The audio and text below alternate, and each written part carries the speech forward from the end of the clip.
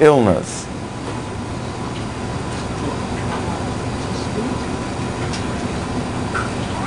Could wheat be responsible for the weirdness? I think we could say it's a factor. Because certainly we could say that rye, when people ate it in the damp times, you know, they sort of started thinking that they could, if somebody was a witch and you could be, you know, drowned.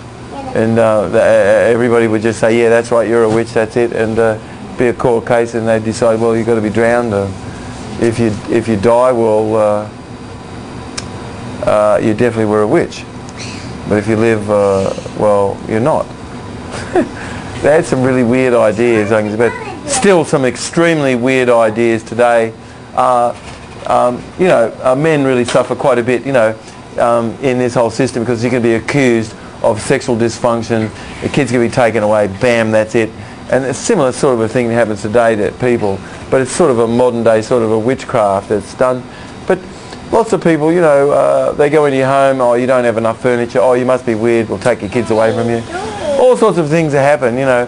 But in Australia, of course, just recently, the government apologised to the Aboriginals. What a beautiful thing, but not enough, but something, isn't it? Yeah. But yeah, kids were relocated, very bad. God help us that people can act like idiots, you know what I mean? Kids were relocated, people were relocated, people suffered from abandonment, all sorts of things to people for not to be with their family and their people. But this is sort of going on in this modern city where we are, especially in New York City where I'm filming this, one of the worst places in the world for the stupidity. God help us. But you know what? Hot dogs on the corner, nice food, delicious. You know, and I've got to say, it does taste delicious. People come from all over the world to eat that. No, I know, thank you. It's not good stuff really. But people are eating pizza and all sorts of things, and that's one of the worst drugs you could really eat. But it tastes so nice, doesn't it? You know? But it's really bad for your brain, I want you to know. You know what I mean? Hey, but Daddy? How about we start to have an actual focus more on nutrition? When we come back, we're going to talk a little bit more about nutrition and cannibalism of the brain and the gut. This is Dr. David Jubb. This is the universe inside our mind. Stay tuned for some more exciting information coming up.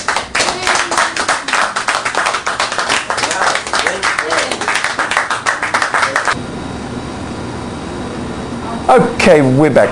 It's so amazing, you know, because of course when grains get a bit mouldy, you always can find ergot there, you know, and ergot produces ergotamine, and ergotamine is what you get lysergic acid 25 from. Very few small microdots of that really does affect people's brain function. Just a tiny small amount on a piece of paper, you could hardly even see that piece of paper.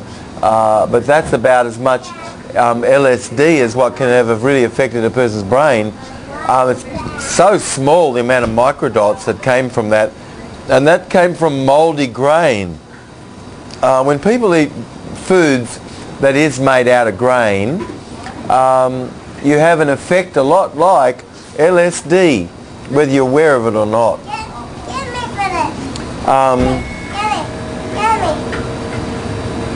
And so there's all sorts of other things that have happened. Of course, there are substances within the grain that is a mycotoxin, which is extremely vasoconstricting and constrict blood vessels and cause atrophy of the brain and organs and periphery of ourselves because it doesn't allow proper circulation.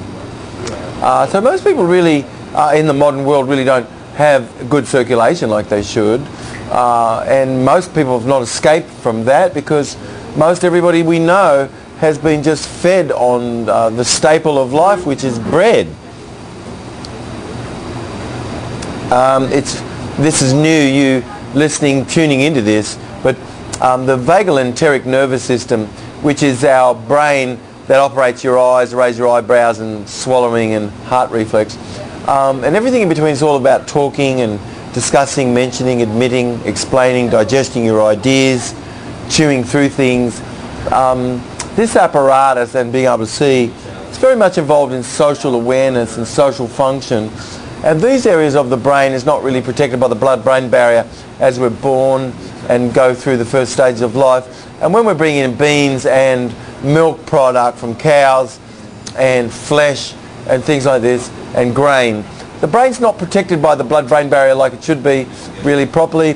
We shouldn't be really bringing in those strange undigestible proteins and stuff, which really wreaks havoc on the brain and causes all kinds of dysfunction, autism and minimal brain dysfunction and post-encephalitic types of symptoms, which lots of criminals and people who are, suffering and institutionalized can be really looked upon behaviorally as being post-encephalitic types of symptoms that have affected the brain. Some of us are not protected by the blood-brain barrier as readily as others. Certainly boys are not protected as readily as girls.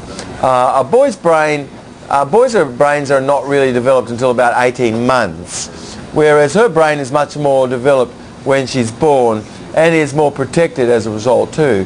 Whereas his brain is really not protected at all up till about 18 months, and vaccination and all kinds of toxins that pumped into him can have really affected his brain quite seriously. I asked that my child would be not vaccinated, and it really was there in the notes and everything not to be vaccinated. And people, just workers at ACS, basically, which is Administration of Child Services here, which is a real rogue organisation, out of control, vaccinated my kid. They all thought that they knew far better than me. Woe be me. And maybe other people even viewing the program could feel things like that. But I want you to know that vaccination is an absolute, disgusting, abhorrent practice, and God help anybody who could survive after that, matter of fact.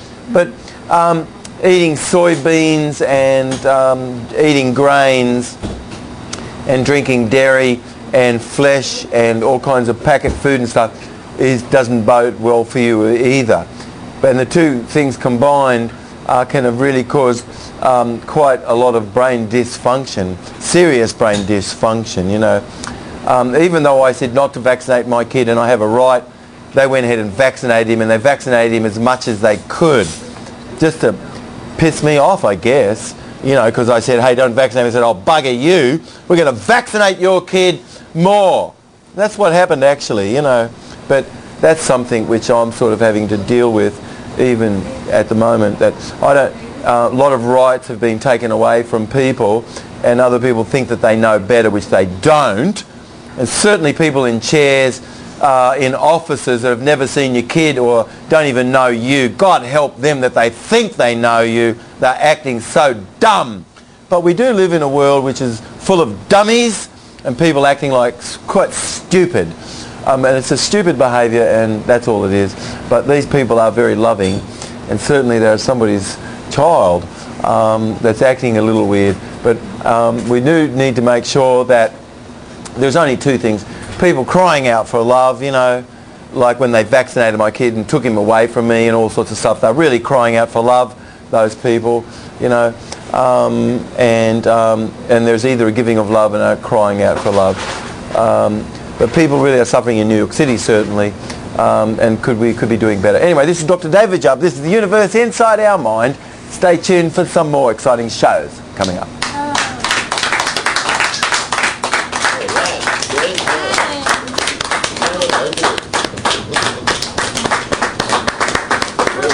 Thanks so much for Firehorse to help us do this tonight.